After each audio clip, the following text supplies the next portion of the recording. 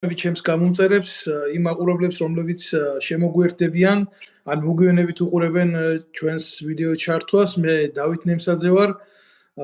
დღეს მაქვს ჩართვა ამერიკის შეერთებული შტატებიდან ბატონი გოჩა ვეტრიაგოვი, რომელიც არის საქართველოს საზღვაო ძალების ყოფილი სარდალი, ცხოვრობს ამერიკის შეერთებულ შტატებში, ვინაიდან იყო პოლიტიკური დევნილი ჩემსავით და ამ იძულებამ სადაურსასაც წაიყვანთ, მოგიხსენებათ ქართული სიტყვა და მიუხედავად რომ ემიგრაციაში ჩვენ არ გვყარგავთ ჩვენ სამშობლოს, არამედ გული შეგვგივა მასზე, უთმობთ დროს ამ პოლიტიკურ მიმოხილვას, უпростоრად დღეს გვექნება გეოპოლიტიკური მიმოხილვა და მათთვის, ვისთვისაც ვინც არიან მსხვერპლი, ეგრეთ წოდებული ტელევიზიების პროპაგანდის, ვინაიდან ისინი ქცეულები არიან პოლიტიკურ ტრიბუნებად, ალბათ ჩვენი განხილვა, რა თქმა უნდა, ეს არის სუბიექტური აზრი, მაგრამ მაინც იქნება ერთგვარი ახალი ალტერნატიული ინფორმაციის მიწოდების წყარო, ვინაიდან არავინ არ მკიდებს ათხელს და არ მეუბნება ხვალ სამსახურიდან გაგაგდებ ამას თუ იტყვი და იმას თუ. მე დიდი ხანია გამომაგდეს სამსახურიდან, მათ შორის ქვეყნიდანაც, მაგრამ სიმართლის ლაპარაკს ვერ შევეშ. შეიძლება ერთგვარი სასჯელის არის ეს, მაგრამ რაც არის არის. მოგესალმებით ბატონო გოჩა. მოგესალმებით ბატონო დავით, მივესალმები თქვენს მაყურებელს, თქვენს მსმენელს, მივესალმები მთელ საქართველოს და ყველა იმ ადამიანს, ვისაც საქართველოსის გული შესტკივა. მადლობ თქვენ, როგორი ამინდი გაქვთ ამერიკაში? ნუ, აცივდა როგორც იქნა მოვახერხე უკვე თბილი რაღაცის ჩაცმა, მაგრამ როგორც ვხედები, სადღაც შუა დღისთვის უნდა დაცხეს. აქ უდაბნო სამინდი არის, დილით 5-6 გრადუსი, შუა დღეზე 20-25 გრადუსი ალბათ. გისურვებთ წარმატებებს ბატონო გოჩა, დაუბრუნდეთ მოვლენებს, თქვენ მოგეხსენებათ ძალიან დიდი გადატვირთვის პირას დგას, გადატვირთვის, ნუ როგორ, ძალიან დიდი რისკის პირას დგას მთელი მსოფლიო. იმიტომ გლობალური სამყარო გაიჭედა, ისინი ვერ ნახულობენ გამოსავალს უკრაინის კონფლიქტში და ფრანგულ პრესაში წერდნენ, რომ პუტინის თქმით უკრაინა შეიძლება გახდეს მესამე მსოფლიო ომის მთავარ მოტივატორად და ძალიან სერიოზული ხედვა აქვს ამ ყველაფერთან მიმართებაში, ვინაიდან თქვენ მოგეხსენებათ რა, ამერიკის შეერთებული შტატების უკვე ყოფილმა პრეზიდენტმა ბაიდენმა, რომელიც მანამდე აძლევდა უკრაინას საშუალო სიღრმეში მისაწვდომ რაკეტებს, ეგრეთ წოდებულ Storm Shadows და სხვადასხვა მოდიფიკაციის რაკეტებს, არ აძლევდა უფლებას, რომ გამოეყენებიათ რუსეთის შიგნით, მაგრამ ფაქტურად რაც წააგო მან და არც მიუღია მონაწილეობა ამერიკის საპრეზიდენტო არჩევნებში, მაგრამ რაც მისმა რეგენტმა ვერ გაიმარჯვა ამ პოზიციაზე და ვერ ჩაანაცვლა ის, ფაქტიურად ახალი პრეზიდენტი უნდა მოვიდეს თეთრსახში, მანამდე დაასწრო და ჩაუფურთხა საქმეში. მე ასე ვიტყოდი, ამას ჩემი ხედვა ესეთია და მისცა უკრაინას ძალიან მე ვიტყოდი პროვოკაციულად გამოეყენებია ეს რაკეტები. საპასუხოდ ამას მოყვა რუსეთის ფედერაციიდან ეგრეთ წოდებული რუბეჟის გამოყენება, რომელიც არის ნოვაციური ახლოსი შორის ბალისტიკური რაკეტა, ეგრეთ წოდებული მატარებელი ატომური შეიარაღების, მაგრამ უკუბინოთ, რა თქმა უნდა, მოხდა ამის გასროლა რამოდენიმე 1000 კილომეტრიდან და ევროპამ და ევროპული წამყვანი ქვეყნების სახელმწიფოებმა, მათ შორის გერმანიამ პირველი შეცვალა რიტორიკა რუსეთთან მიმართებაში. უკვე მას არ აქვს სურვილი, რომ გადასცეს მისი ტაურუსის ტიპის რაკეტები უკრაინას, ასევე ის ლაპარაკობს, რომ გამოდის მოტივატორად, რომ ნატოსა და რუსეთს შორის უკვე კონფლიქტი. ახლა რატო გავაკეთე ესეთი წინა წამძღვარება, იმიტომ რომ საზოგადოებისთვის რო იყოს ცნობილი, მაინც რაზე გვექნება და თქვენი ანალიტიკა რაზე იქნება, თქვენი ხედვები ამ ყველაფერთან მიმართებაში და მოცემული რეალობა ანალიტიკის მიხედვით. თხოვთ.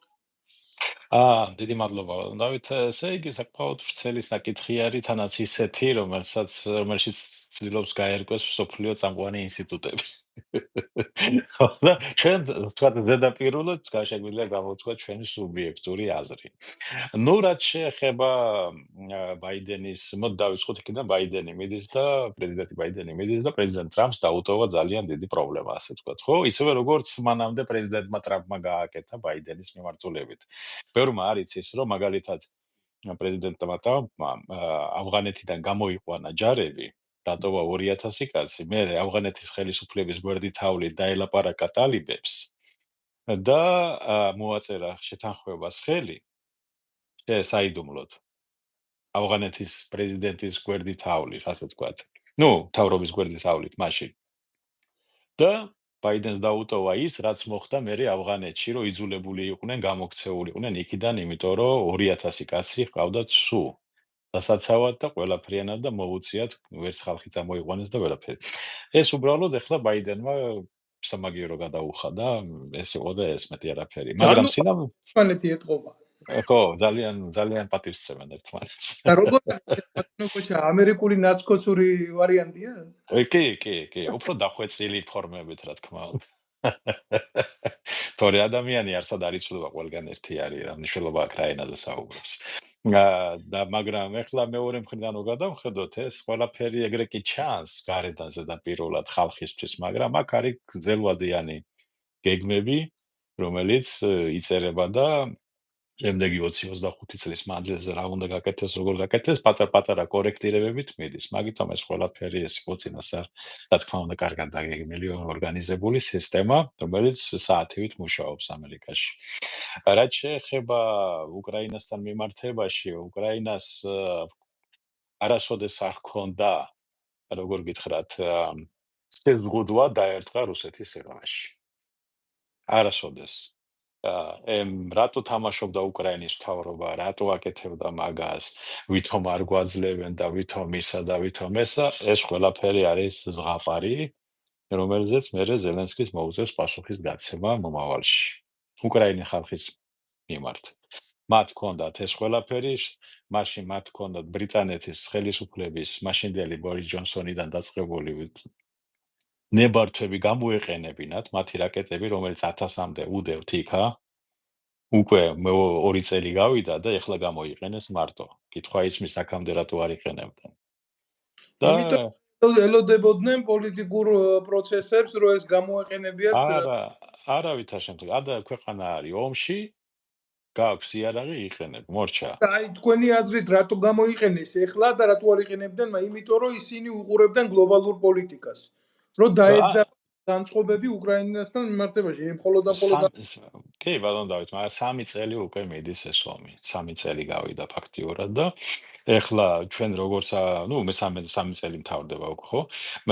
რაც არ უნდა იყოს, მათ ჰქონდათ ამის უფლება გამოიყენებინა. არავინ არავის შეუზღუდია, რატო არ იყენებდნენ? რატო ეს კითხვები ისევე როგორც როდესაც გაფრთხილებულები იყვნენ, რომ ჩაეკეტათ ხერსონის მიმართულება და ისინი იმათ პირიქით განაღმეს და გახსნეს და შემოუშვეს რუსის ჯარები და კიდევ ბევრი რაღაცეები ეს უკრაინის მომავალ ხელისუფლებას და პარლამენტს მოუწევს გამოძიება. მათ უნდა ჩაატარონ და ისინი მოსთხოვენ პასუხს საკუთარ მთავრობას თუ რატო იყო იგნორირებული რეკომენდაციები, თხოვნები, მითითებები, რატო იყო კორუფცია, რამდენი ჯერ კიდე დაფიქსირებული რაც არის ყველა ლაპარაკობს 36 მილიარდი გრივნი მოიპარეს, ანუ სადღაც მილიარდი დოლარი სადღაც მოპარული აქვს, უბრალოდ გატანილი ქვეყნიდან.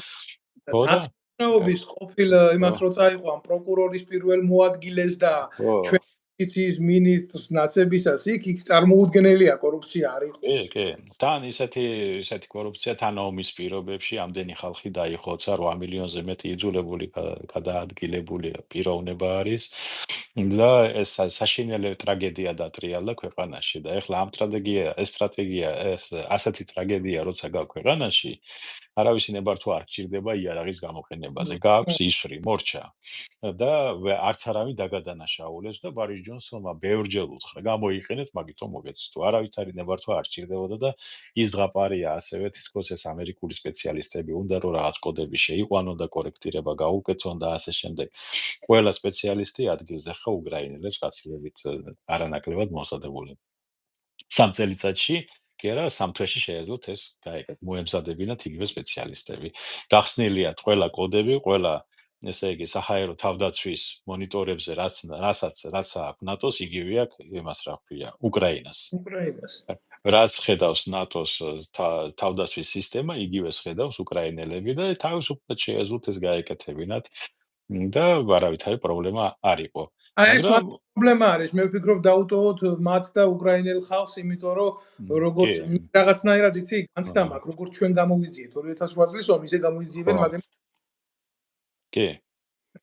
კი, ეგენი, ნუ აი არ ვიცი ახლა რა იქნება ეს უკრაინელები გადაწყვეტენ თვითონ, მაგრამ ის რაც მოხდა, სანახევროდ არავითარი ამერიკელი პრეზიდენტის ბრალი არ არის, ნებართვას არ აძლევდა და ეს ყველაფერი ზღაპრებია. მაშინ რატომ მოისცემდნენ იარაღს, ხო? და ედოთ სკლემაში, საწყობებში 2 წელი არ იყენებდნენ და პლუს საკუთარი აქვს უკვე გაკეთებული 100-ზე მეტი ერთეული, რატო არც იმას იყენებენ. ნუ კითხვა ისმის რა სელოდებოდნენ. მე მშვიდობაში მოახმაროთ იმ საწყობებში იქ ო, უბრალოდ ფაქტი საპასუხო რეაქცია ამას მოყვა საკმაოდ რადიკალური. მაგი არაეფექტური იყო გეტყვით რატო ეხლა ბევრს გონია ახლა პროპაგანდა მუშაობს ისე რომ ეს არის რაღაც ნოუ-ჰაუ არავითარი ნოუ-ჰაუ ეგ არის ძველი რაკეტა უბრალოდ ერთი ნაბიჯი მოაძრეს მაგას და უბრალოდ დასჩა 2-3000 კილომეტრზე დაფრინავს მეტი არა და რაც არ უნდა იყოს ახლა მაგი კი საშიშია როცა ბირთვული ქობინი აქვს მაგრამ რუსების და ჯერ კიდე საბჭოთა კავშირის დროს რატო იყო შეთანხმება ამერიკასთან მაგი არ არის აკრძალვასთან დაკავშირებით ან გამოშვებასთან ან გარკვეულ რაოდენობაზე მაგენი საბჭოთა კავშირს ჰქონდა პრობლემა ამერიკას პერშენგები რო ეყენა ევროპაში ისინი იგივე დანიშნულების იყო და ყოველთვის ჩამორჩებოდა იგივე როგორც ტომოგავკები თავისი პარამეტრებით ყველაფრით იმას მხოლოდ ერთეულები აქვს ბატონო დავით რუსეთს რა გააჩნია სულ 2-3 ერთეული ეგ არის სერიულ გამოშვებაში ეგ არც ქონიათ და გინდ გამოუშვან ეხლა მაინც არაეფექტურია და წამგებიანი იმიტომ რომ როგორც მაგას გააკეთებენ ეგრევე გაანათავსებ ფაქტი სახეზია რა ამ რაკეტის გასროლის შემდეგ ევროპის წამყვანი ქვეყნებმა არა მე ევროპის სამყარო ქვეყნებმა კითხვა უარი მაგრამ მაგას არ აქვს მნიშვნელობა იქ რა სიტყვიან ამას წვეთავს ამერიკაში პენტაგონი თუ გადაწყვიტეს რომ რახან რუსებს ეს უნდა ამათაც ხელფეხი ახსნებათ მით უმეტეს რომ ამ შეთანხმებიდან ამერიკელები გასულები არიან ტრამპმა გამოიყვანა მაგ შეთანხმებიდან რო იცოდეთ ეს ამერიკა და რუსეთს უნდა რომ ის ამერიკა დაუბრუნდეს მაგ შეთანხმებას იმიტომ რომ რუსეთი აგებს ამ შეიარაღებაში როგორც პარამეტრებით, ისევე რაოდენობით და შესაძლებლობებით, რაც მისი გამოყენების. და მაგიტომაც ეს რუსების ინტერესში არის, რომ ამერიკა ისევ დაუბრუნდეს მოლაპარაკებას, მაგრამ ამერიკას ეს შეიძლება არც აწყობდეს და მაგიტომ ეს იყო პრეზიდენტი ტრამპი, ვინც შეაჩერა ეგ შეთანხმება და გამოიყვანა ამერიკა მაგ შეთანხმებიდან რუსეთთან. ანუ თქვენ როგორ ფიქრობთ ახლა საპასუხოდ ამ რაკეტის გასროლა ახლა თვითონაც ზელენსკის პერსონა იმდენად არ არის საინტერესო მაგრამ ფაქტია რა ამ პოლიტიკური გადაწყვეტილების მერე რაც ეს რაკეტა გაისროლეს ხო ზელენსკიმაც შეცვალა რიტორიკა კი, შეცვალა, მაგრამ მაგის გასროლა მაგი არ არის. აქ თავარია, აქ პრეზიდენტი ტრამპი როგორ მოიქცევა, რომელიც ჯერ ვერავინ ვერ გააკვირა როგორ მოიქცევა, მოკლედ რო ვთქვა. პრეზიდენტი რეიგანის აზროვნების ადამიანი რო იყოს პრეზიდენტი აქ. ეხლა უკრაინაშიც და მთელ აღმოსავლეთ ევროპაში ამერიკელები ეგრევე გაშლიდნენ საშუალო შორის რაკეტების ასე ვთქვათ, დანადგარებს, რომ მაგათ შეუძლიათ 2 საათში გაშალონ, როგორც კი ჩაიტანენ. მაგრამ ვის მოუტანს ეს სიკეთეს, ახლა რაც არ უნდა მსჯელობა წავიდეს იქეთკენ, რომ რუსეთი ჩამოშვა შეიარაღებით თუ ასე თუ ისე. რუსეთი თქვენ თუ გარედან შეხედავთ ამას, რუსეთი ცდილობს დააშინოს ევროპა და ამერიკა. დაშინების იმით. ვერაშინებს? აბსოლუტურად არ. თქვენ ფიქრობთ ასე, რომ გერმანიას არ ეშინია? არც გერმანიას ეშინია, არც საფრანგეთს ეშინია და არც ბრიტანეთს და არც ამერიკას. მაგი შემიძლია გითხრათ ზუსტად. უკაცრავად საფრანგეთი ატომური სახელმწიფოა და მას გააჩნია გარკვეული ატომური ბალანსი და მიტომ მაგრამ არ ამგონია რომ გერმანიას არ ეშინოდეს რუსეთის მიერ გერმანიის ტერიტორიაზე არის ამერიკული ბაზები განლაგებული, რომელიც აღჭურვილია ატომური იარაღით. იქ არის რაკეტები, საშუალოც, ავია თვითმფრინავითაც რო გადაიტანონ და ასევე სასტარტო იმასაც საშუალოს შორის რაკეტები არის განლაგებული გერმანიაში. ესე რადიკალურად თავის გერმანია იმიტომ ცვლის, რომ ჯერ ერთი მათ სხვა პოლიტიკური პროცესებია გერმანიაში. შოლცი უკვე მიდის, მან ვერ გაამართლა, წააგო ყველგან ყველაფერი. ისევე როგორც სარკოზი აგებს საფრანგეთში ბევრ რაღაცას. მან შიდა პოლიტიკური საკითხებს წვეტავენ ეგენი თავისას და არა საგარეო. საგარეო საკითხები და მით უმეტეს სამხედრო პოლიტიკურს მან განაგებს ნატო. თქვენ დააკვირდით, რა განცხადებებს აკეთებს ნატოს გენერალური მდივანი. ეს არის მთავარი. და მე რა განცხადებები წამოვა ვაშინგტონიდან. ეს არის მთავარი სამხედრო საკითხებს რაც ეხება. თორე შოლცი ახლა როგორც გოგიტყა ეგ რომ ქვეყნის მმართველია ადგილზე და უბრალოდ შიდა პოლიტიკური კონექტურიდან გამომდინარე აკეთებს მაგ განცხადებებს. რეალობას თქვენს დააკვირდით, რამე შეიცვალა. არის რომ ყველა რო უკრაინაზე თავგადამკვდარი მეგობარია, უარი თქვა აგერ გერმანიამ რაკეტების მიწოდებაზე და ბატონ დავით, ომი როდესაც მიდის, ყველა ტყუის დაიმახსოვრეთ ბატონ დავით, თქვენ გონიათ ან ნურასოდეს დაიჯერებთ, არც ერთი სიტყვა არ უნდა დაიჯეროთ, ვინ რა სიტყვის, ვინ რას დაწეს. ეს არის საინფორმაციო ომი, ეს არის ფსიქოლოგიური ომის ელემენტები და ზოგჯერ საინფორმაციო და ფსიქოლოგიური ერთდროულად გადაჯაჭვული. მაგიტომაც არც ერთ მხარეს არ უნდა დაუჯეროთ, უნდა დაიჯეროთ რა ხდება რეალობაში. შეხედეთ მოცემული სენტიმენტი, მოცემული რეალობები, რასაც უყურებთ, ხო? ნუ ნახეთ ჩვენ სამხედროები ვართ და ვიცით ეს. ისე როგორც ჩვენ ამერიკან პამპერსები მოგწვა მეორე 2008 წლის ომის დროს, ესეც ხო რეალობა იყო რა. სხვათა შორის მე გულახდილად გეტყვით იმას, რომ მაშინ კი გაუბრაზდი ჯარისკაცი ვიყავი და ბაზაზე ვიყავი და რუსის თვითმფრინავი თავში მირტყამდა იმბობს და ძალიან მაგარი გულზე მხვდებოდა, რომ ვერაფერს ვერ პასუხობდით, მაგრამ მე როდესაც მოვლენებს სხვა თვალით შევხედე და მივხვდი იმასაც, რომ გადამყიდველი მყავდა აქ იარ არის პრეზიდენტად, ხო? მე მივხვდი თუ რატო არ იყო ისეთი დამოკიდებულება საქართველოს მიმართ, როგორც თქვა ამერიკას ისრაელის მიმართ აქ რა. სხვათა შორის აი მაგაშიც მეც ესე ჩანს უბრალო ხალხისთვის, უბრალო ადამიანისთვის, უბრალო იმის, მაგრამ სამხედრო გემის შემოსვლა ბათუმში არ იყო, არ არის ეს ომის დროს ასეთი გემის შემოსვლა დაუმარ ქვეყანაში, ეს იმას არ ნიშნავს, რომ პამპერსები და წყალი მოგიტანეს მარტო. ეს პოლიტიკური ნაბიჯი. ეს პოლიტიკური სამხედრო პოლიტიკური ნაბიჯი იყო, რომელიც იყო აფრთხილებდა მოსკოვს, რომ არ გადაედგა ის ნაბიჯები და მაგ გემიდან თავისუფლად მისვლებოდა მოსკოვს, თავისუფლად. მაგიტომაც ეს იყო გაფრთხილება. და და არა პამპერსები, ეს სხვა ნაბიჯია. პამპერსები ეს ჩვენთვის და სააკაშვილისთვის, მაგრამ არა იმისთვის, რა ქვია, სამხედრო პოლიტიკური კუთხით უნდა შეხედოთ ცოტა გლობალურად. რა ასეთი გემის ხალხი გამოვიდა, რა ხდებოდა ეშმაკმა ის. კი, ასეთი გემი რა არის ისა, რატო შემოდის, მაგი გემი მარტოკა არ დადის, პლუს ავიამზიდი სად იდგა მაშინ. და ასევე სპარსეთის ყურეში რა ხდებოდა. ეს სპარსეთის ყურიდან თავისუფლად წვდება ურალსაც და მოსკოვსაც და არხანგელსსაც და მურმანსკსაც, რო იცოდეთ. მაგიტომაც ეგ თქვენ უნდა შეხედოთ გლობალურად რა ხდებოდა უკვე მაშინ და მაგიტომაც დაიხია უკან პუტინმა და არა იმიტომ რომ სააკაშვილმა და იმათ რა ქვია მოაწყეს დიპიტაური რუსთაველზე.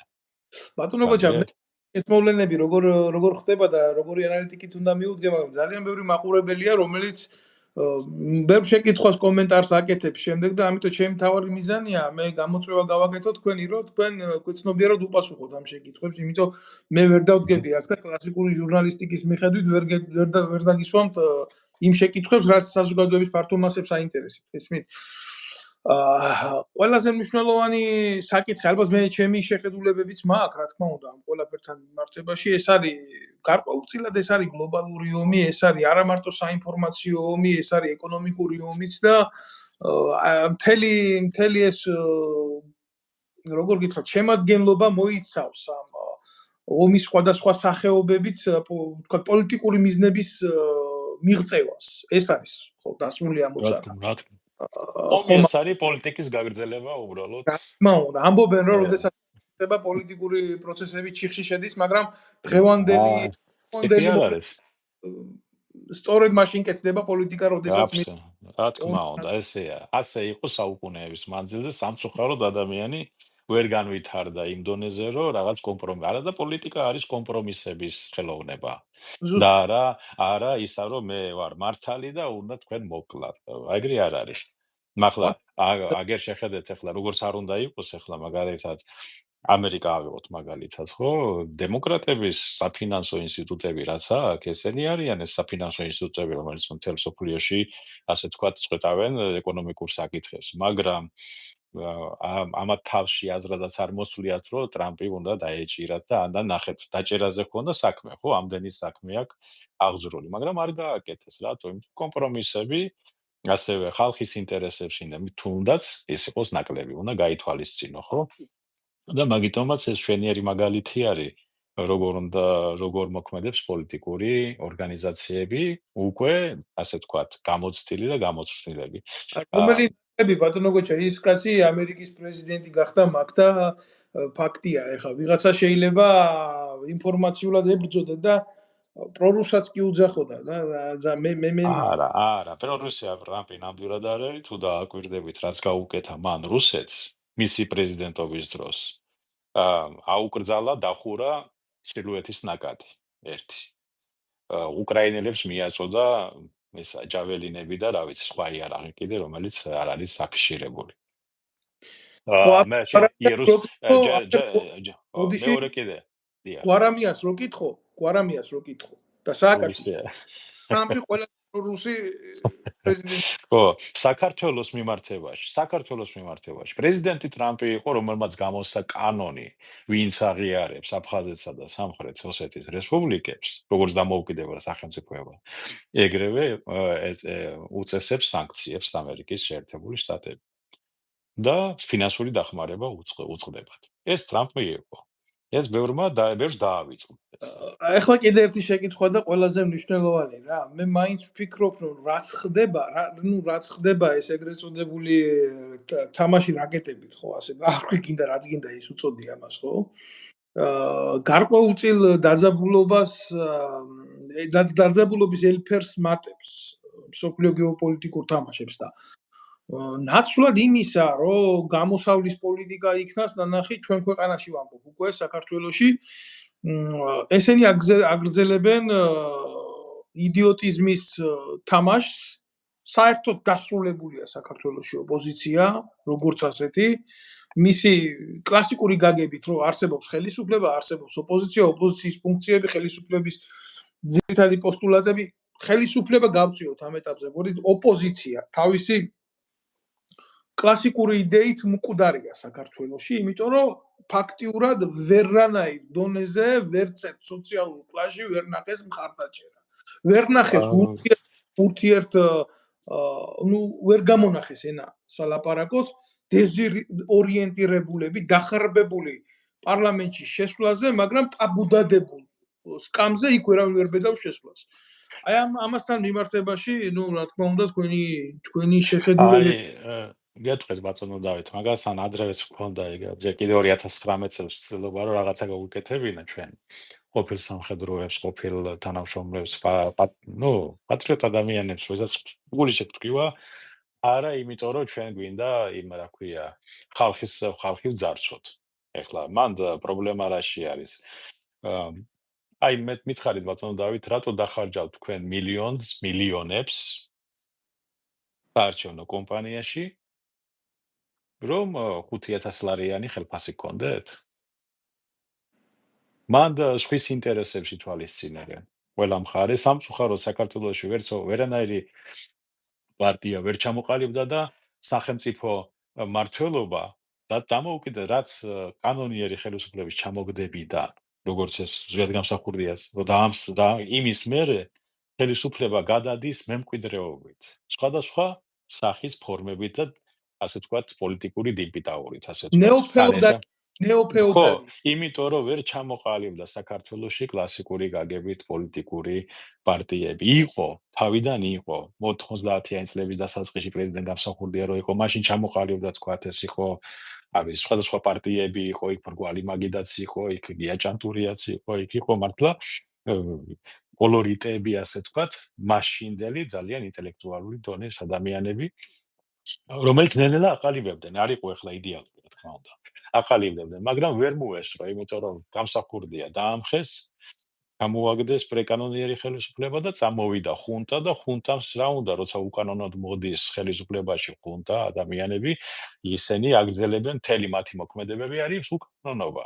და იქიდან დაწყებული რო ავიღოთ რეალობაში იურიდიულად, არც ერთი ჩვენ კანონიერი ხელისუფლება არ ყოლია.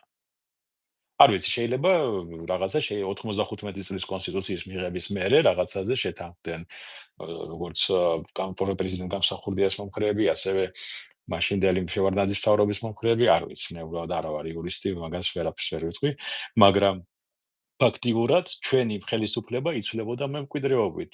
პრეზიდენტ მას შევარდნაძემ ასე თქვა გადასცა ხელისუფლება სააკაშვილს, სააკაშვილმა იძულებით გადასცა ხელისუფლება ივანიშვილს და ივანიშვილი ეხლა სიმართლე გითხრათ, არც მას ეხატება გულზე მანდ ყოფნა, მაგრამ იძულებულია იჯდეს იქა, იმიტომ რომ სხვაგან გასაქცევი მას აღარ აქვს, გამოსავალიც აღარ აქვს. ვის უნდა გადასცეს?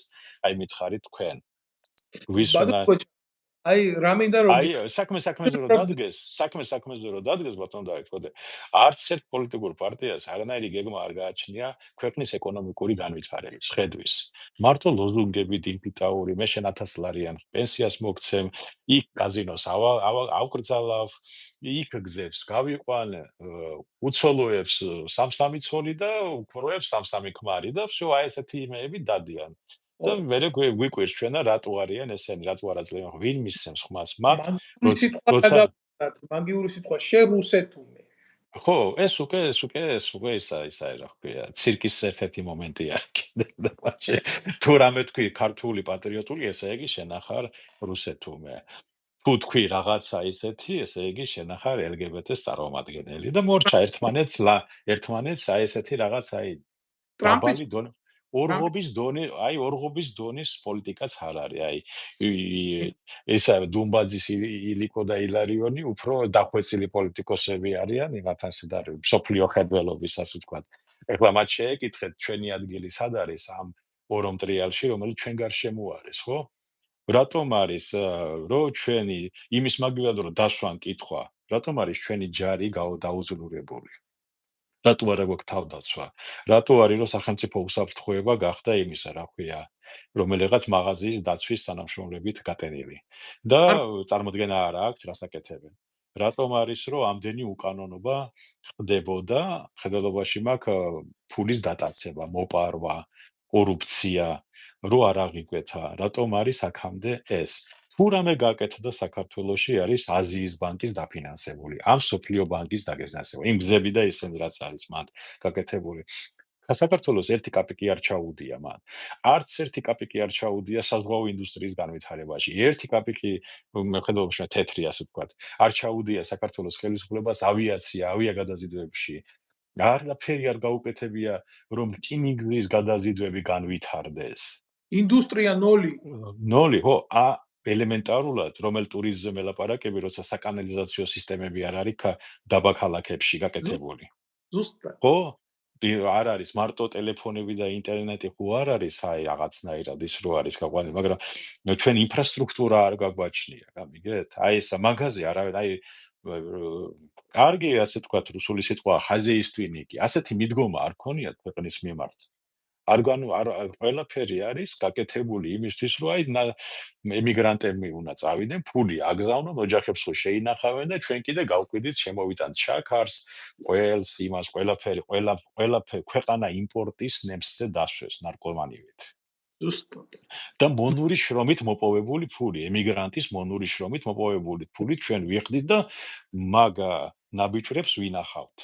აი პირდაპირ ამ სწორს მნიშვნელობით. ბატონო გოჩა და შიგნით რაც არის გაკეთებული, აი ბაზონ დავით, კიდევ ხმასკაუზე, რაც კი გაკეთებულია შიგნით საქართველოში, ეხლა ან USAID-ით არის დაფინანსებული, ან აზიის განვითარების ბანკი, ან იაპონიის იმპერატორის ფონდი, ან სოფლიო ბანკი, ან სავალუტო ფონდი. ამათი კრედიტებია. ფონდით რატო იწურებით ბატონო გოჩა?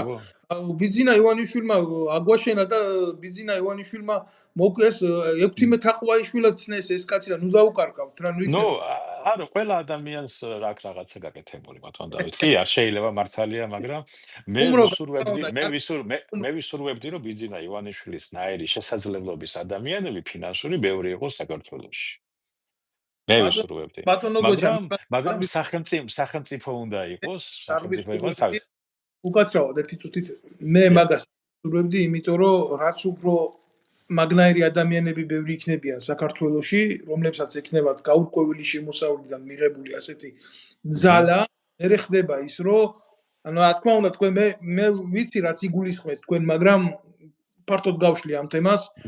ჩემთვის ტრაგედია იყო რა აი გეტყვი, ხო მაგრად ვერ ვიტან ანადოლიძეს, ხო მაგრად ვერ ვიტან ხაზარაძეს, ხო მაგრად ვერ ვიტან გვარამიანს. აი ეგენი საერთოდ მე ქვეყნის მტრებად მიმაჩნია, მაგრამ იცით ყველაზე მეტი უბედურება რა იყო? რომ შევხედე ერთი კაცის პარლამენტს რა. და შეშინებული. იცით რა დონეზე შეშინებული? ახლა ჩვენ კარგი ნათქვამია, რა ვინც ჯარში არისო, ნამყოფის ცირკში არ დადისო რა. გავი.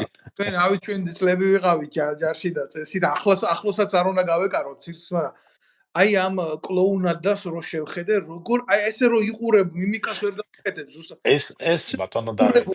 შინებული, აი ეს არსება, აი იცი რა არის, აი გეტყვი პირდაპირ რა. ალბათ ისეთ დიდ მწერლებს როგორც საქართველოში ოტია იოსელიანია რა. ალბათ როგორც იტალიაში ჯანი როდარი იყო, ხო, ესეთი კლასიკოსი, ხო? მაგათაც კი გაუჭირდებათ. აი ესეთი ტრაგიკომიკური სცენარის ასახვა, რაც ქართველ ერს თავზე დაგვატყდა. ტიპმა იმხელა ვერ გაიაზრა, რომ აი თუნდაც აი იცით რა დონეზე დაეშვა ბოლოს? აი ინჯგია რო ყავდა ვიღაცა ფეხზე მომხანი ბიჭი, იქ ვიღაცა მრგოშია რო ყავდა, ასე რომ იმას პალმის ტოს რო დაუქანება, ისიც კი არ შეირჩინა და მარტო მივიდა პარლამენტში და მარტო დაჯდა. და თulis რო თვითონ ყველაფერი, აი რა იცის ხელისუფლება, ბატონო გოჩა. იტალიელებს ძალიან ძლიერი კულტურა აქვს ზოგადად პოლიტიკური ცხოვრების და მე ვფიქრობ, რომ დემოკრატია და სწორი პოლიტიკური ღერძი, რაზეც დღეს დემოკრატია დგას, არის რომაული მემკვიდრეობა და ესეთი ცნობილი პოლიტიკოსი მოაზროვნე იყო თქვენ მოგეხსენებათ ნიკოლო მაკიაველი და მაგან კარგად ასახა თავის ნაწარმოებში მთავარი, რომ ძალაუფლება ყნის და აბსოლუტური ძალაუფლება აბსოლუტურად რყნის. ახლა მე რასაც შევხედე, ეს არის ცოდვებით შეპყრობილი ხელისუფლებაში მოსული ნაძირალა, რომელსაც არავინ და არაფერი არ მიაჩნია საკუთარ თავზე მაღლა. ამაზე დიდი უბედურება ჩვენ რა უნდა გვჭირდეს. კი, მას ეს ტრაგედია არის, ბატონო დავით, რაც მოხდა გუშინ პარლამენტში. ეს ქვეყნის ტრაგედიაა და ეს უყველას ბრალი არის. ეს არ არის მარტო ერთი კაცის ბრალი, ან ორი კაცის ბრალი. ეს შეუძლებელია ერთმა ორმა კაცმა შეძლოს ამდენი გულგრილოი ადამიანების, პლუს ისე იმ ადამიანების ბრალია, ვინც მის გარშემო არიან, რომელიც უყვებიან, რომ ყველაფერი კარგად არის და აგერ რაღაც მარგინალი აგენტები და მტრები ჩვენ გვებრძვიან. და ისე იმათ თავი გამოხავთ ქვეყნის გადამრჩენებლად და მშვიდობის მომტანება და აბაომი გინდას ძახილით ხალხის დაშინება და იმიტომ რომ სათქმელი არც ერთ მხარეს და არც მეორეს არაფერი არის. რატო იცი რატომ არა აქვს სათქმელი არც ოპოზიციას და არც ასე თქვა თავრობას. ეგენი ერთი მასზე დგანან, ერთ ნავში სხედან.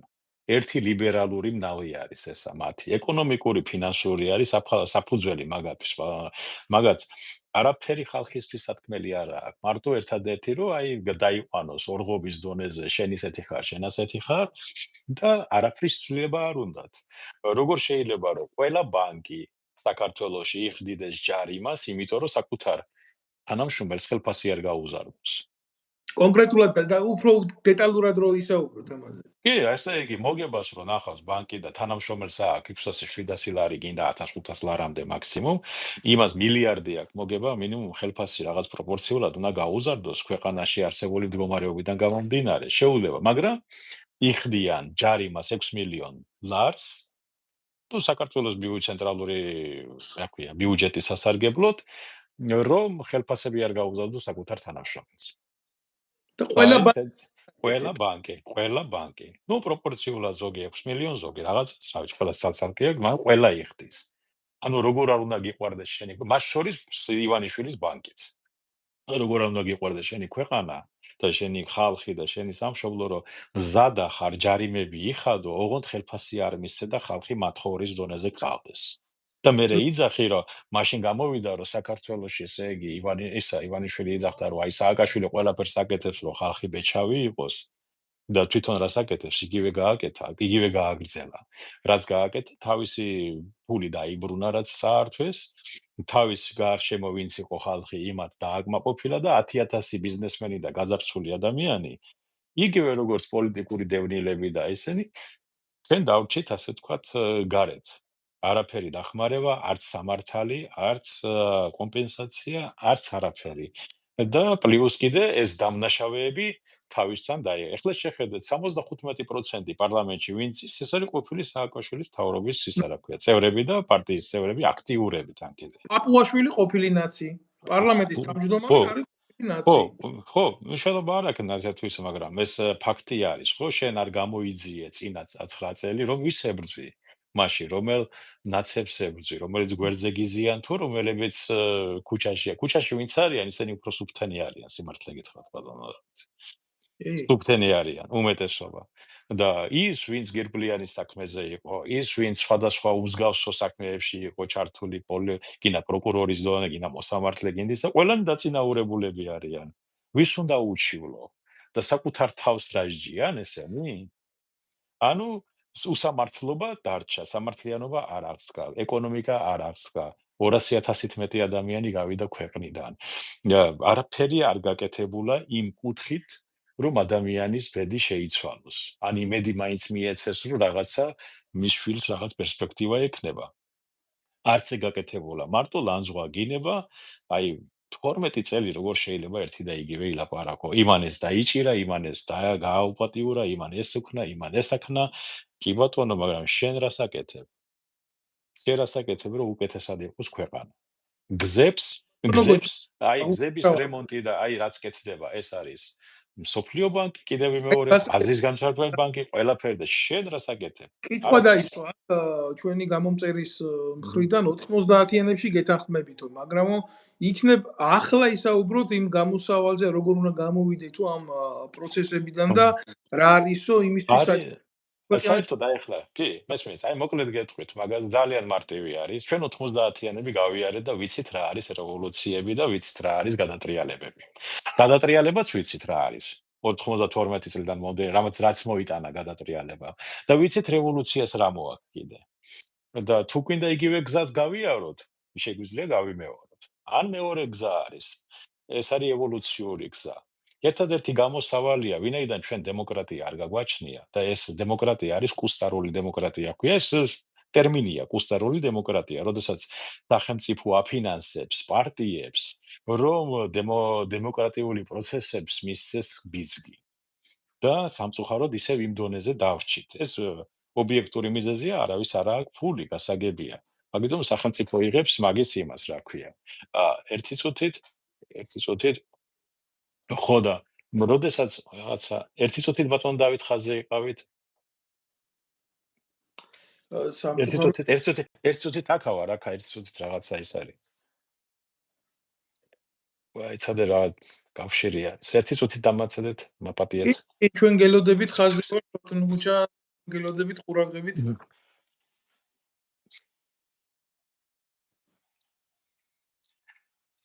ოკეი. აგერ ხლა როგორ არის? ხო, მაპატიეთ. მაგიტომ ჩვენ ერთადერთი გზა გამოსავალი აქ არის ადამიანები, რომლებიც არიან ჩართულები ამა თუ იმ საქმეში, პოლიტიკურ საქმიანობაში, ოპოზიციაში, გინდა თუ იქა, უნდა შევიდნენ პარლამენტში და პარლამენტში გააგრძელონ. ევოლუციური გზა არის გამოსავალი ჩვენი, ბატონო დავით. კი ბატონო, წავაჭერეთ თავი ივანიშვილს, ვინ უნდა მოვიდეს? წავაჭერით თავი ოპოზიციას, ითევეს დარჩება. ანუ ჩვენ რაც გვაქვს, იმასთან უნდა ვიმუშაოთ. გარაში რა ინსტრუმენტებიც გააქვს, იმ ინსტრუმენტებით აკეთებ მანქანას, ხო? არ გარბიხარ იმაში მაღაზიაში და არ იღებ კრედიტებს, რომ კიდევ სხვა ახალი ინსტრუმენტი აიღო. იმიტომ რომ რაც გააქვს, იმას იყენებ. მაგიტომაც ჩვენ შემთხვევაში ჩვენ რაც გვაქვს, იმასთან უნდა ვიმუშაოთ და დაიხვეწოს და უფრო მეტი ადამიანი უნდა ჩაერთოს პოლიტიკურ საქმეში. სხვა გზა არ არის. მაშინ კი ბატონო დავამხოთ და რევოლუცია მოვაწყოთ. დავიჭიროთ, დავხრიტოთ ყველანი და დავიკმაყოფილოთ, გული მოვიფხანოთ, ხო? ან რევოლუცია გავაკეთოთ, ან სამხედრო გადატრიალება მოვახსოვოთ. არც ერთი არის გამოსავალი, არც მეორე. ევოლუციური განვითარება ერთადერთი გზა არის, ბატონო დავით. სხვა გზა არ არის. თან კიდევ უნდა დაუკვირდეთ, რომ ჩვენ გარშემო ომი არის. გაქანებული ომი არის, ეკონომიკური, ფინანსური, გინდა სამხედრო კონფლიქტები გვინდა, ჩვენ უნდა გავითვალისწინოთ რა ხდება. წარმოიდგინეთ გემი მიდის ზღვაში, გარშემო მეკობრეები დარბიან, ეძებენ ვინც საგლიჯონ რამე და შენ კიდე გაურკვეველი გაქვს, ვინ იქნება კაპიტანი და ვინ ბოცმანი და ვინ მატორისტი და ასე შემდეგ. ვერ გაგიკვევია. გამიგეთ, იმ გემს რა მოუვა? დაეპატრონებიან მეკობრეები, მორჩა. და რომ მეკობრეები არ დაეპატრონონ, მან უნდა გულწრფელად უნდა დაგისვათ ერთი შეკითხვა, ხა ივანიშვილის გასაგებია პარლამენტში საძაგლობა იყო, ამას ყველას დავეთანხმები, მაგრამ იქ თუ გვარამია დაждდება, უკეთესი გახდება იქაურობა ბატონო. არა, მაგრამ რაც გაქეგარი, უკეთესი არ გახდება. არავითარ შემთხვევაში უკეთესი არ გახდება, მაგრამ ევოლუციური გზა ამერიკა სანამ მოვიდა, მაგალითად ამერიკაში ხო არის დემოკრატიის შუქურა, მსოფლიოსი. ქალებმა ხმის მიცემის უფლება ვირჯინიაში მიიღეს მხოლოდ 60-იან წლებში. შავკანიანებთან ერთად. ყველაფერს თავისი დრო აქვს, ყველაფერს თავისი პროცესი აქვს. ერთ დღეში ქვეყანა არ შენდება, ბატონო დავით. ეს ჩვენთვის არის ეს მთელი ცხოვრება, მაგრამ ქვეყნისთვის ეს 3 წუთია, 3 წამია. მე მესმის, მაგრამ ჩემი გადმოსახედიდან უნდა გაძლიერდეს სამოქალაქო ინსტიტუტები რა. მე მაგალითად გულახდილად გეტყვით რა ნეხვიც არ უნდა იჯდეს საქართველოს მთავრობაში. ამას ექნება ნაკლები მნიშვნელობა, თუ ერი იქნება თვითონ ერთიანი, ძლიერი, შეძლებს კონსოლიდაციას და იძულებას ხელისუფლების იცხოვროს ისე და აკეთოს ისე, არა როგორც მას უნდა, არამედ როგორც ხალხს უნდა რა. კი, რა თქმა უნდა, რა თქმა უნდა. ამერიკელი ხალხის ძალაც ეს არის, არა ხელისუფალი მისი, არამედ სამოქალაქო საზოგადოება. პოლიტიკური თვითშეგნება უნდა განვითარდეს. ადამიანი ჩემი ხმა არაფერს წვეტავს. ჩემი ისა არაფერს აი ნიჰილიზმი უნდა ამოვაგდოთ. საკუთარ თავში პირველ რიგში რა ყველა რაღაცას წვეტავს, ყველა რაღაცა შეუძლია. შენ სახელმწიფოებრიობად უნდა იაზროვნო, ყველა ადამიანმა უნდა იაზროვნოს. ერთი ადამიანი კი არა სტალინი და დავით აღმაშენებელი ერთად რო ადგეს, ეგრე ვერაფერს ვერ შეცვლის, გამიგეთ? მაგიტომაც ეს რთული არის, ბატონო დავით, ეს მაგის გაგება, რა თქმა უნდა, რთული, იმიტომ ჩვენი ცხოვრება არის. და სანამ ეს ცხოვრება იქნება ასე, სანამ ჩვენ ასე ვიქნებით, სანამ ეს დაპირისპირება იქნება, ქვეყანა არ დასტაბილურდება, ინერგება ნიჰილიზმი, ხალხი გამოქცევაზეა. მე ოსტინში ვცხოვრობ, მარტო გავიყავი, 2-3 ადამიანი, მეტი არავინ. ეხლა ასე მეტი ოჯახებით არიან ჩამოსულები, ბატონო. საქართველოდან გადმოსულები. ეს საშინელება არის ქვეყნისთვის, კაცო. მე ვის ვიწოვებთ ქვეყანას? საით მივდივართ? ანუ ჩვენ წიაღში უნდა აღმოცენდა, უნდა მოვძებნოთ, ასე თქვათ. როდესაც სანთელი არ არის, თქვენ უნდა გახდეთ სანთელია, ძველი გამონათქვამი, ხო? სიბნელეში. მაგიტომაც ერთადერთი გამოსავალია ხალხი, საზოგადოებაში ვინც გამოჩნდება ადამიანი, მოусმინეთ იმ ადამიანს, მოусმინეთ ის რას ქადაგებს, რას ლაპარაკობს.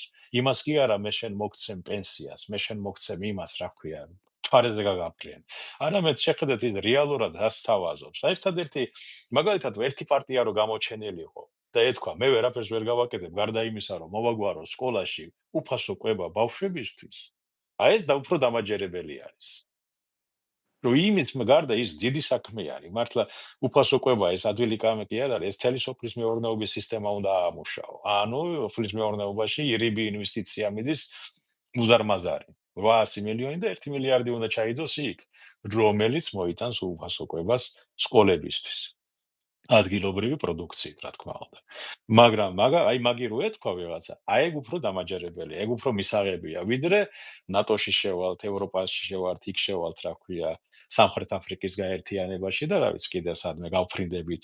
არავინ არ ფიქრობს ადამიანზე, ბატონო დავით. რამდენი ადამიანია საქართველოში, აი ავამყოფები გინდა, მოხუცები გინდა, ელემენტარულად უპატრონოები რომლებიც უამრავი ბავშვები რამდენია უპატრონო ქუჩებში. ბევრი.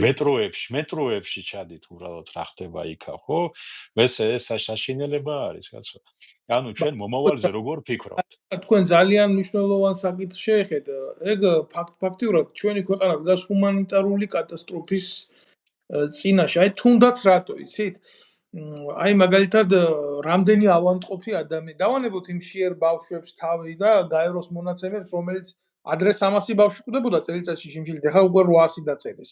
მე მჯერა ამ ციფრის, მაგრამ აი ძალიან მყარ მოცემულობა შევეხები საფრანგეთში სერიოზული ნაკადი იყო საქართველოსდან ავადმყოფი ადამიანების და ამ მოტივით გაიზარდა თავშესაფრის მოთხოვნა. ამიტომ საფრანგეთის ხელისუფლებამ გამოყო სპეციალური ჯგუფი, რომელიც შეისწავლიდა საქართველოს სამედიცინო სფეროს და ესე იგი მოამზადეს ეს დასკვნა დადეს და შოკირებული დარჩნენ აქ ჩვენი სისტემით პირდაპირ დაწერეს, რომ ეს არ არის სახელმწიფო სისტემა, ეს არის კომერციული ბიზნესი და გამოავლინეს კონკრეტული ფაქტები და პრობლემები, რასთან მიმართებაში ზუსტად გეტყვით.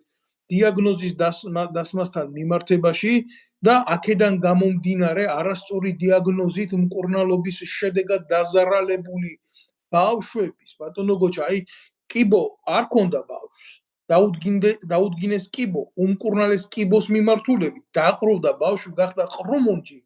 მშობლებმა შეიტანეს სარჩელი სასამართლოში და აღმოჩნდა ამ კლინიკის დირექტორი ქართული ოცნების პარტიის დეპუტატის ცოლი და ამიტომ გამოატანიეს მერე სარჩელი უკან და ეს ყველაფერი ფრანგულ დასკვნაში ასახულია. ამან გამოიწვია მერე სამართლებრივი კაზუსი. და გაიშალა ეს პრობლემა ყველა მიმართულებით. ეს ბატონო დავით, ეს მარტო მედიცინა არ არის. ახლა მე რა შორს წავიდე, ახლა დედაჩემი დაიღუპა, იმიტომ რომ არასწორი დიაგნოზი იყო თავიდან დასმული. და მე რო აღმოვაჩინეთ რა იყო, უკვე გვიანი იყო. მე გეუბნებით ეს მაშინ, მაგრამ ეს ასე არის, ეს ასე იყო, ყველა მიმართულებით ეს ასეა. ძარცვა მიდის ხალხის ბატონო დავით. ესე იგი, ეს არის სამედიცინო მიმართულებით. ბიზნესია სამედიცინო საქართველოში. ბიზნესი გახადეს, აი ფულის ამოღების ის, აბა ადამიანი კვდება და რამე გაყიდის ფინანს და ფულს გადაიხდის. ანუ ფულზე არის გადასული კლინიკების და ფარმაცევტული კომპანიების ხელმძღვანელები. მაგას სხვანაირად ვერ და როგორ შეიძლება 300%-ით ძვირი იღირდეს შემოტანილი, ესა რა ქვია, წამალი საქართველოში. როგორ შეიძლება თურქეთში იმხელა გადასახადების მქონე ქვეყანაში წამალი იაფი შეიძლება იყოს ჩვენთან შედარებით? და ნულოვანი დონაცია სახელმწიფოს მხრიდან ნულოვანი დონაცია, ესე იგი მისი მოქალაქის ჯანმრთელობის საქმეში გაწეული. რა თქმა უნდა. მე ნებისმიერი მიმართულება, იგივე სოფლის მეურნეობა აიღეთ, კაცო. როგორ შეიძლება ხახვი იყოს იმპორტირებული, რა ხახვის მოყვანა არ შეგვიძლია? თუ კარტოფილის მოყვანა არ შეგვიძლია საკმარისი, თუ რა ვიცი, ყველა მიმართულებით არის ჩავარდნა. ბატონო დავით, იმიტომ რომ ჩავარდნა ეკონომიკაში. აი რატო არ ვაწყობს მაგალითად ოპოზიციას საუბარი? ან მთავრობას საუბარი აქტუალურ საკითხებზე. იმიტომ არ აწყობს, რომ ერთიც და მეორეც იმპორტზე სხედან. ერთიც და მეორე სათამაშო ბიზნესიდან იღებენ ფულებს. ერთიც და მეორე კრიშავენ თავიანთ ბიზნესებს. გამიგეთ? და იმათ ურჩევნიათ საჯაროდ, აი შე რუსეთო, აი შეუნიათო, აი შე ასეთი გინდა, აბა მომიგინდა ერთმანეთის ძახილი, იმის მაგივრად რომ ისაუბრონ აქტუალურ თემაზე. სოციალური საკითხების როგორ გადაწყვიტონ, როგორ შეაჩერონ ემიგრაცია, როგორ შეაჩერონ ეს უკანონო მიგრაცია საქართველოში. უკანონო, აი პირდაპირ ამ სიტყვაში შემოდის 1000 გადაჯველი.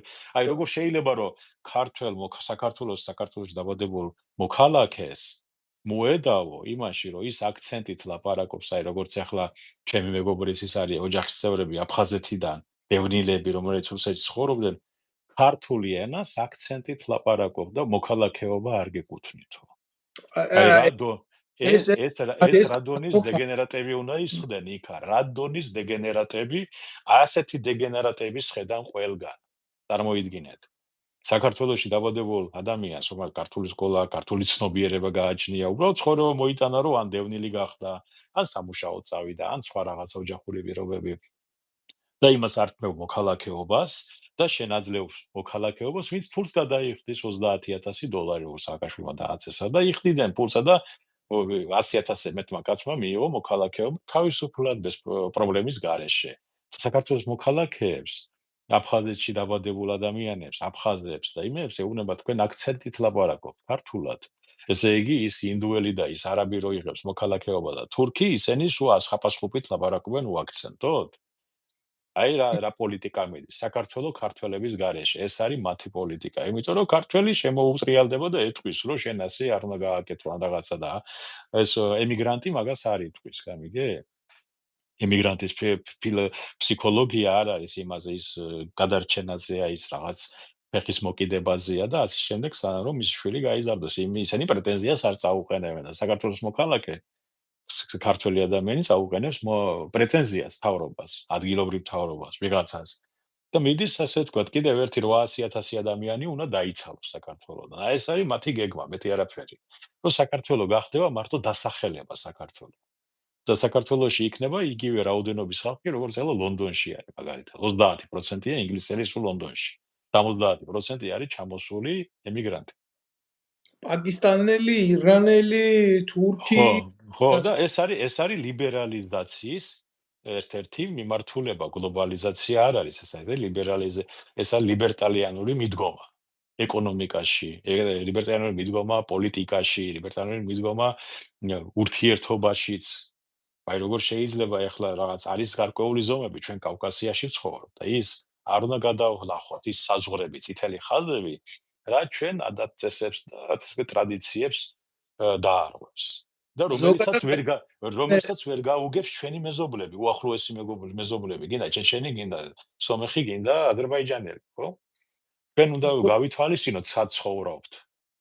ხო, მაგრამ გულახდილად გეტყვით, მე ზოგადად ისეთი მიდგომის, რომ აი ეს ნაციონალისტური მიდგომის წინააღმდეგი ვარ, ამაზე ჩემი შეხედულება მაქვს და იმიტომ, მაგრამ რა არის, იცით, თუ სახელმწიფოს აშენებ, ძლიერ სახელმწიფოს აშენებ, იქ ვერ დადგები და ვერ გაუზომავ ვერავის ფეხის თხემის იმას რა ქვია, აი ამით ემთხვევა თუ გენეტიკურად ქართველია თუ არა. პირველ რიგში ძლიერ სახელმწიფოებს აქვს თავისი დოქტრინა იმისთვის, თუ როგორ ეძებენ ისინი მოქალაქეებს და როგორ უშვებენ ისინი შიდაგულში რა კატეგორიის ადამიანებს ცნობიერებითაც უნდა იყვნენ იმ სახელმწიფოზე და იმ საზოგადოებაზე მორგებული. საქართველოს ჩვენ უფრო დიდი პრობლემები გვაქვს. არა თუ ვინმეს აქცენტზე მიდავებაზეა საკითხი, არამედ არიან საქართველოს მოქალაქეები, რომლებმაც ქართული ენა არ იციან. საქართველოს ხელისუფლება არ ასრულებს თავის პირდაპირ მოვალეობას უზრუნველყოს საქართველოს ეთნიკურად განსხვავებულ კუთხეებში ქართული ენის პოპულარიზაცია და მიზანმიმართულად ჯგუფებია ჩამოყალიბებული, რომელიც ებრძვის საქართველოში ქართულ ენას. აი უკა დავასრულებ, ებრძვის მეგრული ენის სიყვარულის მოტივით. ამაში ცდილობენ ჩართონ სვანური ენის სიყვარულის მოტივით და გაყონ საქართველო იქ ლაზები არიან, იქ ესენი არიან, იქ სვანები არიან და ეს ყველაფერი იმართება ძალიან ცნობილი გეგმით, რამაც დაგვაკარგია ჩვენ აფხაზეთი, რამაც დაგვაკარგია ჩვენ სამაჩაბლო და ამ ის იდეის ავტორი არის ჩვენი მეზობელი რუსეთში. ყველამ კარგად იცის. ეს უბრალოდ რა არის, იცით? ის უწყება, რომელიც დღეს დაკომპლექტებულია კარფურის თანამშრომლებით, მე არ ვაყენებ არც ერთ კარფურის თანამშრომელს შეურაცხყოფას მომიტევოს თუ მან ასე გაიგო, მაგრამ ადამიანი, რომელიც მივიდა კარფურის მაღაზიაში საყარაულოდ, მისი ადგილი სახელმწიფო უშიშროებაში ასე მარტივად არ არის. მაგას თავისი წესები აქვს.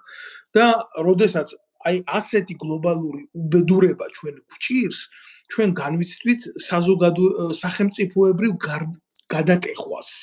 როგორც შიგნით, ისე მსოფლიო პოლიტიკასთან მიმართებაში და აღმოჩენილი ვართ, როგორც იცი, ბოლოს და ბოლოს რა ბუნება ხვლიკია, ის იფერება, რომ გარესამყაროს რაღაცნაირად მიესადაგოს. ჩვენ ვართ, როგორც იცი, პიკასოს ნახატზე როა, იმაზე ყვითელზე შავი დატყეპებული რა, პირდაპირ ასე კონტრასტულად, აი ესე გამოვიღურებით ყველგან. კი, პირველ რიგში მართალია ბატონო დავით, ესე ქართული ენა პოპულარიზაცია კი არა, უნდა იყოს კანონის დონეზე აყვანილი, რომ ქართული ენა უნდა იყოს ყველგან. პატივი უნდა სცენ მაგალითად მე მარჯანიშვილზე რო გაივლის თურქულ და რუსულ და რა ვიცი რა ენაზე აღარ არის რესტორნები, კაფეები, მენიუები, ასე ვთქვათ, მენიუ რა ქვია, საჭმელის ჩამონათვალ, ხო, საკვებისა, ხო.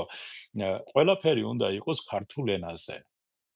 გამიგეთ, ყველაფერი აბსოლუტურად. პატივი უნდა სცენ ქართულ ენას. ასევე უნდა შემოვიდეს პოლიტიკა. საქართველოს მოქალაქეობა თუ უნდათ, ყველა ახალი შემოსული მოქალაქე უნდა გადაიკეთოს გვარი ქართულ, როგორც ეს თურქეთში არის. იყოს ქართული წარმოშობის, ასე ვთქვათ, იყო რაღაცა, რა ვიცი, მე არ ვიცი ეს როგორ შეიძლება გაკეთდეს, მაგრამ თურქეთმა ეს გააკეთა. იმიტომ რომ თურქები თვითონ იყვნენ მცირე რიცხოვნები, მაგრამ ასეთი პოლიტიკით მათ ფაქტიურად გაათურქეს მთელი, ისა ვთქვათ, მოსახლეობა. ჩვენც იგივე უნდა გავაკეთოს. ეს არის იმპერიული მიდგომა და ჩვენ ვართ პატარა იმპერია კავკასიაში. ორი მიდგომა არის ეს, ხო, წარმოშობას კი არ უკარგავ, არამედ საქართველოს მოქალაქეობა თუ უნდა ქონდეს ქართული გვარის მატარებელი ადამიანი, ხო? და всё, მორჩა, ესე უნდა იყოს საქართველოში. ეს ერთი, მეორე ენა უნდა იყოს ძალიან მაღალ დონეზე აყვანილი. ყველგან შენ თუ პატივს არცემ შენ ენას, სხვა როგორ უნდა წარმართო შენი ქვეყანა. ეხლა არიან პოლიტიკოსები, რომლებიც ტრაბახობენ, რომ საკუთარ შვილებს ქართულად არ ელაპარაკებიან სახლში. ან რუსულად, ან ინგლისურად, ან რაღაცა გერმანულად და ეს არის დანაშაული, ასე ვთქვათ, საკუთარი ბავშვების წინაშე პირველ რიგში. არ შეიძლება შენი ენა ასე არ გიყვარდეს. მით უმეტეს უძველესი ენა, უძველესი კულტურა და უძველესი ცივილიზაციის წარმომადგენელი, ერთ-ერთი უძველესი, როცა ეგვიპტე არსებობდა ძველი ცივილიზაცია, საქართველოც არსებობდა მაშინ. კი ბატონო. ენა იბერია, გენა კოლხეთი, ისტორია თქვენ ისტორიკოსებიდანებით უკეთესად იცით. და როგორ შეიძლება ამის იგნორირება? აქ ერთ კენჭს იპოვიან რაღაცას, აი მე ამერიკას ფაქტს გეუბნებთ, აქ იპოვიან რაღაცა ქვას.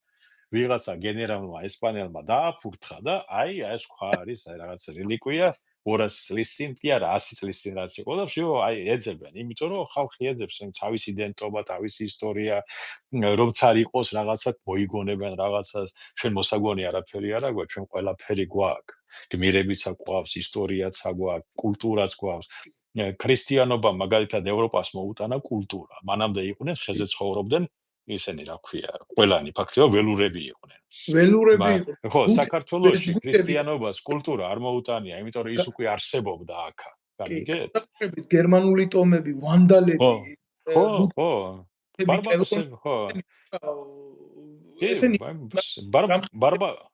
ბარბაროსები იყვნენ და იმ დროს, როდესაც ჩვენთან კულტურაც იყო, მედიცინაც იყო, პოეზიაც იყო, დამწერლობაც იყო, მედია ყავდა ბოლოს და ბოლოს ერთ-ერთი წარმომადგენელი, რომელმაც შემოიტანა ევროპაში, მან ბერძნეთში განაწევა კულტურა, ოქროსაწმისი, მაგის იგნორირება როგორ შეიძლება შენი ქვეყანა ეგრე არ გიყვარდეს, ხო?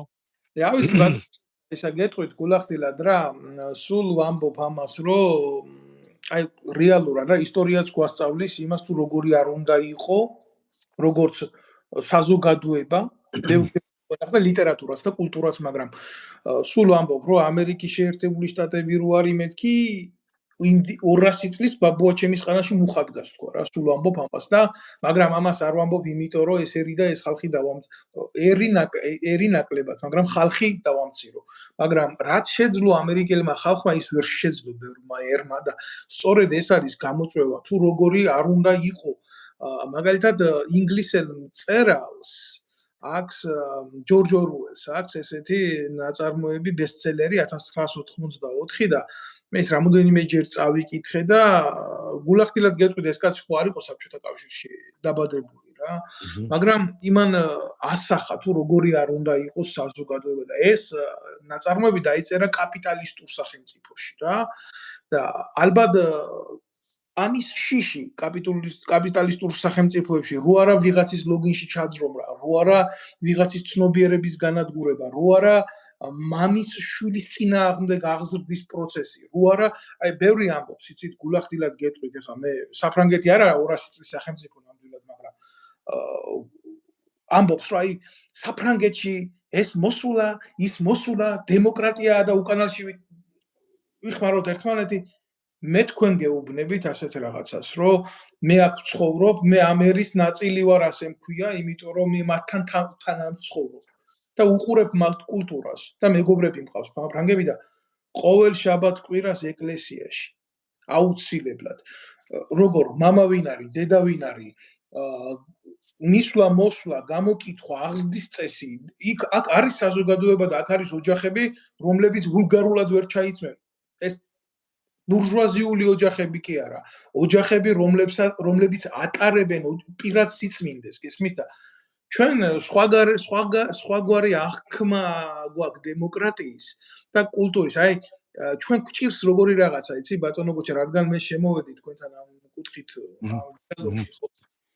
რუსთაველს თავის ნაწარმოებში, უკრაინ ნაწარმოებში ერთხოს ტყავსანში აქ ასახული ესეთი მომენტი ავთანდილი, როდესაც შედის გულანშაროში. საძებრად და კაცი იქირავებს, რომ იმ ქვეყნის ამბავი გააგებიოს და ამ ქვეყანაში ვაჭრები ცხოვრობენო.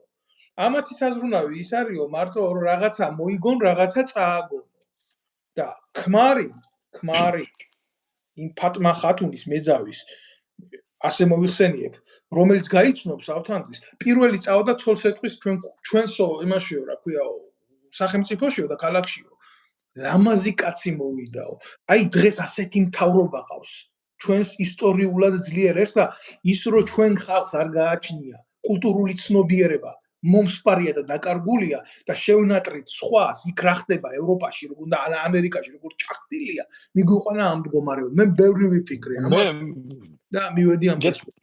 გეთანხმები, დავით, ერთი ის არის, რომ ყველა ერშია ეს. მარტო საქართველო არ არის, ყველა ერში მოხდა ეს, განსაკუთრებით ძველ ერებში, ახლა აიღეთ არაბული ცივილიზაცია, აიღეთ სპარსული ცივილიზაცია, აიღეთ მანამდე სპარსეთის იმპერია რო იყო მაშინ და დარიოსი რო იყო და ესა იყო მთელი მსოფლიო ეგ იყო ფაქტიურად, მაგრამ სად არის ახლა ეგ? მაგრამ ეს აღმავლობა და დაღმავლობა ყველა ერთს ახასიათებს. თუმცა ბატონო გატიეთ, მე მეგობარი მყავს ირანელი სპარსი აქ და სხვათა შორის მათ ნაზიარებია ფრანგულ კულტურას, რა თქმა უნდა, ყველაფერი, მაგრამ ომარ ხაიამი რო უხსენე, ლამის ატირდა. ყველას მე ამითი რატო უსვამ ხას, იცი? აი იმ ლამაზმა შირაზელმა თუ განკურნა ჩემი დარდი, მზად ვარ მე მის ფეშკად მივსე სირია და სამარყანდი. გონდა ირანულად ვერ უთხარი, მაგრამ გადავეცი, ეს მიდევს ოთახში მარტო იქნი არა, ბელია ბევრი პოეტები, მარტო ეს სპარსელებს რაც პოეტები ხავდა. მამინდა იცით, მაინც ყველა ქვეყნის შვილს უფრო მეტად აქვს თავისი იდენტობა, გამჯდარი თუნდაც ირანელს საკუთარი სამშობლოს, რომელიც არის აქ, ვიდრე ქართველს. და ესაა ჩვენი განათლების სამინისტროს ბრალი, ესაა იმის ბრალი, იმ ცნობიერების ბრალი, რომელიც დაანგრიეს ჩვენ. რა თქმა უნდა, ეს პირველ რიგში ეს რაც არ უნდა იყოს, ბატონ დავით, ყველაფერი მიდის ეკონომიკასთან. ეკონომიკის სიძულვე მოიტანა ეს ყველაფერი, მაგრამ ჩვენი ბრალი არის, საზოგადოების ბრალია, ჩვენზე უფროსი საზოგადოების ბრალიც არის ეს კომუნისტური სისტემიდან გადმონაშთი ადამიანები, რომლებიც მაშინ მართლობაში მოხვდნენ.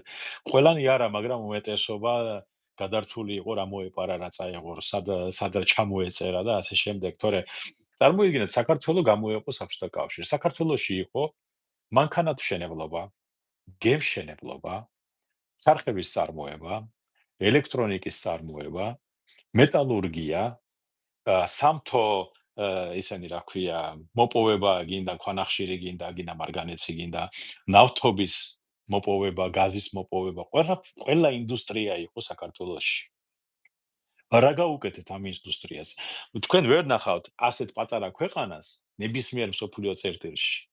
ეხლა მარტო რომლებსაც ჰქონდეს ეს ყველაფერი ერთად და არ იყოს განვითარებული, მაგალითად კორეა ავიღოთ. მანქანათმშენებლობა და გემშენებლობა ერთდროულად, ან კიდე რაღაცა წარმოება, ისეთ სერიოზული მეტალურგია მძიმე ისა, ხო? ეს შეხედეთ არც ერთ ქვეყანას არ აქვს. ჩვენ რო გამოვიყეთ, ჩვენ ეს სიმდიდრეები გქონდა, არა მარტო სიმდიდრეები, თვიდარი იყო თავის, რომ სპეციალისტები ყავდნენ, განათლებული ხალხი იყო, განათლებული ინჟინრები ყავდნენ. რა გააკეთეს? დაანგრიეს ყველაფერი, ხო? ამ აღთქმების გამო. კი, იყო 100 წლის წინ რაღაცა იყო. იმ რუსებთან, იმ თურქებთან, ისე, მაგრამ ჩვენ დღეს ვცხოვრობთ. ჩვენ შვილებს დღეს შეიათ. მაგაზე არავინ არ ფიქრობს. გამიგეთ? და ჩვენ ეს ყველაფერი დავანგრიეთ, ჩარხები ჩალის ფასად გავყიდეთ, ყველაფერი გავანადგურეთ, ეხლა ვზივართ და ვინ არის დამნაშავე. ვუყურებთ ერთმანეთს. ეს რო არის ანეკდოტი თათრივირების გამოფენაზე რა. აი ეგეთი მომენტი არის ახლა საქართველოში. ვინ არის დამნაშავე, ან სად არის ეს თათრივირია და ერთმანეთს ვუყურებთ, ხო? აი ეს არის სამწუხაროდ, იმიტომ რომ ჩვენ არ გვინდა ტვინის განძრევა, წიგნების საკითხვა და ის ვინც კითხულობს იმას არ აქვს არანაირი შანსი ამ ჭაობში, რომ გამოვიდეს და რაღაცა სიკეთე გააკეთოს. იმიტომ რომ ეს სისტემა შექმნა, თვითონ კონსტიტუცია არის დაწერილი ისეთნაირად და დაწერილი, რომ სახელმწიფო არ განვითარდეს ბატონ დავით. პრობლემა ჩვენი არის იწყება სადა? კონსტიტუციიდან. ასეთი კონსტიტუციით საქართველო ვერ განვითარდება. ასეთი კონსტიტუციით ჩვენ ნებისმიერ ომს წავაგებთ. ნებისმიერ იმასთან, ოცეულთან, მე არმიებთან, ოცეულთან წავაგებთ ომს. იმიტომ რომ იმ კონსტიტუციაში არ არის გაწერილი ყავს თავარსარდალი, არა აქვს შტაბი, არც ინსპექცია, არც მმართველობა, არც ძალების უფლება გასცეს და არც არაფერი. კასტრირებული ის არის, რა ქვია, მთლიანად დეგრადირებული სისტემა. ჩვენ არ გაგვაჩნია ჯარი, არა გვაქვს თავდაცვა, არა გვაქვს სახელმწიფო უსაფრთხოება. საზღვარი დღემდე ვერ დაგვიდგენია. ხო? სახელმწიფო ორიენტირებულია ადამიანი გაძარცვოს. სახელმწიფო ორიენტირებულია რომ შენ დაგაჯარიმოს, როგორც პაცირების დასის მეპატრონე. სახელმწიფო ორიენტირებულია რომ შენ ყველანაირად გაგანადგუროს წაგართვას, იმიტომ რომ შენ მონახარ, წადი და ეს ასეთი მიდგომა არის. სამწუხაროდ საქართველოში. სანამ ადამიანები არ მოვლენ და არ დაიწყებენ ზრუნვას, ეს ხო იცით, თევზი თავში ილპევა, მაგრამ ბოლოდან იჭრება. ხო გამიგეთ. თავი კი დამპალია, მაგრამ ვინც არის ჩვენ ბოლოში, ვინც ავართ, ასე ვთქვათ, ხალხი. ჩვენ ვართ განკვეთილები ყველაფრისგან, ასე ვთქვათ, გარიყულები. და მაგიტომ ჩვენ უნდა გადავწყვიტოთ რა გვინდა, როგორ გვინდა. ეს პარტიები მე ახლა 100% დარწმუნებული ვარ, აი 1000%-იცაც. ივანიშვილს ახლა რო ქონდეს შანსი გადასცეს ხელისუფლება გადასცემს და გაიქცევა სადმე დაიმალება, იმიტომ რომ მისი ტიპოლოგია ეგ არ არის, რომ სახელმწიფო მართოს. მის საქმე ფული აკეთოს. ან რაღაც საქმეში იყოს, ან ასაკი აქვს ისეთი რომ დაისვენოს. მაგრამ ვის ჩავი არ არის, ანუ შევარდნაძეს ყავდა ჟვანია და სააკაშვილი და ბურჯანაძე. გადააბარა მან. სააკაშვილმა ყველანი მოაცილა, მაგრამ იზოლებული იყო გადაეცა უკვე ივანიშვილისთვის. ივანიშვილმა ვის უნდა გადასცეს? აი ვის? არავინ აღარ გამოჩნდა. ამიტომ ხალხში უნდა აღორძინდეს ახლა ახალი პარტია, ახალი მოძრაობა, საზოგადოებრივი მოძრაობა უნდა დაფუძნდეს. რომელშიც იქნება გაერთიანებული ჭკვიანი ხალხი, პროფესორები, რაღაცი სპეციალისტები, ინჟინრები, ვისაც ჭკუა მოეკითხება, ვინც ფიქრობს, კარგი იურისტები, ვინც იფიქრებს, როგორი კონსტიტუცია სჭირდება საქართველოს, რომ იყოს საქართველოს წარმატებული. ასეთი კონსტიტუცია, რომელიც ჩვენ გვაქვს დღეს, ჩვენ მაგით ვერაფერს ვერ მივაღწევთ. იმიტომ რომ კონსტიტუცია არის თვითონ დაბრკოლება. იმიტომ რომ ჩვენ საქართველოს თავრობაში ვერ მოვიყვანთ ვერასოდეს პროგრესულად მოაზროვნე საქართველოსი კარგი გაგებით ვამბობ. მე ახლანდელი პროგრესულად მოაზროვნებს კი არ გულისხმობ. არამედ საქართველოს ორიენტირებულ ადამიანებს, ვინც საქართველოს განვითარებაზე, ეკონომიკურ განვითარებაზე და აღორძინებაზე იზრუნებს. არ არიან ესენი. ვერ მოიყვან. მაგას სხვათაშორის გიტლერი ამბობდა, ის გერმანიაში რომ ვიდა, ასეთი კონსტიტუციითო წესიერი კაცი ხელისუფლებაში ვერ მოვა, მაშინდელ გერმანიაზე თვითონ ლაპარაკობდა. მაგრამ სამწუხაროდ ჩვენც იგივე პროცესები გვაქვს. წესიერი ადამიანი ვერ მოვა ხელისუფლებაში, იმიტომ რომ ნაძირლები შედიან. აიღეთ ერთი რა ქვია, პარტია, ერთი ორი სახე ჩანს და პარაოზივით უკან ერთი 8 ნაძირალა, ერთი სულცირე უდგა უკან. ისინი შევლენ, მე გვიკვირს თავრობა რატო არ დაკომპლექტებული იმეებით. რა ქვია, ღობეგლეჯიაშვილებით. და იმეებით, რა ქვია, მეძავეებით. აქტიურობა არის და არ არის კონტროლი, სამოქალაქო კონტროლი არ არის და რა თქმა უნდა. მაგიტომ ჩვენი მაგალითად თუ გვინდა რომ საპარლამენტო იყოს, კი ბატონო იყოს საპარლამენტო, მაგრამ სულ მაჟორიტარული უნდა იყოს. თუ ადამიანს საკუთარ სოფელში და საკუთარ რაიონში არ აძლევენ ხმას, იმან ქვეყანას როგორ უნდა მიხედოს, ხო? ეხლა წარმოიდგინეთ, აიყვანეთ ნებისმიერი ახლა ლიდერი, აი გვარამია აიყვანეთ და მას ხმას მისცემს მაგალითად მისი რაიონი. მისი ოჯახის წევრები მისცემს ხმას. რეალურად ვამბობ. ეხლა ხო ეს ბიზნეს დაფინანსებული იყო თავიდან ბოლომდე ეს გვარამიაც და მელიაც და ისე რა ქვია, და ოპოზიციაც. მორგოში ეს ეხლა ხო, ესენი ყველაფერი მაგათ დაფინანსებულია, ეხლა ზღაპრებს ნუ რავი მოგყვება, თუ გინდა გეტყვით საიდანაც მისცეს ფული და როგორ მისცეს. და ვინ მიიტანა. მაგის სახელებიც არის და გვარებით, გამოძიებაო. მაგრამ მაგი არ არის, გამოსაძიებელიც არ არის, ნაგავში ქექვა ეხლა ვის რა ხდება. აი, მაგრამ ეს ხო ფაქტი არის, რომ ჩვენ არა გვყავს პროგრესო, ერთ ადამიანს ვერ აიყვან და აი, სულ საკუთარ სოფელში ადამიანი ხმას არ მისცემს, იმან რაიონს როგორ უნდა ხელმძღვანელოს, ამ პირიქით, რაიონში თუ არ აძლევს ხმას ადამიანი, იმან რეგიონს როგორ უნდა უხელმძღვანელოს, რეგიონში თუ არავინ დაიცნობს და იციან, რომ ბატია და ორი ბატის ჩაბარება არ შეიძლება, მასე ქვეყანაში როგორ უნდა ჩააბარო მას? ხდება ხოლმე ესეთი ადამიანები ჩვენ ქვეყანაში პრეზიდენტები ხდებიან. რისი თქმა მინდა, იცით, მე მინდა მიმართო აქედან ჩემ გამომწერებს, რომ ჩემი თხოვნა იქნება, რომ გამოიწეროთ ეს არხი, გააზიაროთ, გაუზიაროთ თქვენს ახლობლებს, თქვენს მეგობრებს, ვისაც თქვით, რომ საჭიროა რომ ეს ვიდეო ლაივი მან იხილოს, იმათაც გადაუგზავნოთ ეს ლაივი, ჩვენ წინააღმდეგი არ ვიქნებით მაგისი.